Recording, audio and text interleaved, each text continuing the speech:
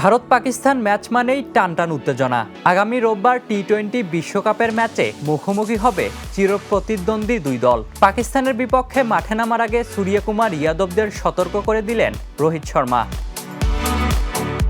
ভারতকে ফেভারিট মানতে নারাজ রোহিত। পাকিস্তানকে হালকাভাবে না নেওয়ার পরামর্শও দিয়েছেন সাবেক ভারতীয় অধিনায়ক। তার কাছে ভারত পাকিস্তান ম্যাচে পরিসংখ্যানের কোনো গুরুত্ব নেই। এই প্রসঙ্গে রোহিত বলেন, ফেভারিট এই শব্দটাই আমার বিশ্বাস নেই। ফেভারিট বলে কিছুই হয় না। এই ম্যাচের আকর্ষণই আলাদা, দারুণ মজা। গত 10 বছরে আন্তর্জাতিক ক্রিকেটে ভারত পাকিস্তান ম্যাচে অনেক কিছুই ঘটেছে। সব দলই এখন প্রচুর টি-20 ক্রিকেট খেলে।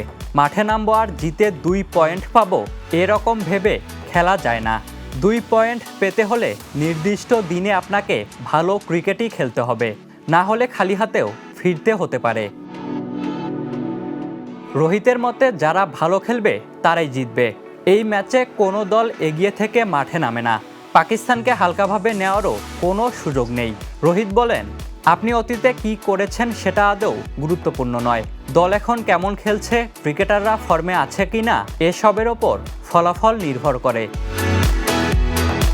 এদিকে ভারত পাকিস্তান ম্যাচ মাঠে গড়াবে কিনা তা নিয়ে তৈরি হয়েছে শঙ্কা। এদিন কলম্বোয় বৃষ্টি হওয়ার সম্ভাবনা 75%। Ishtiaq Mahin, the news.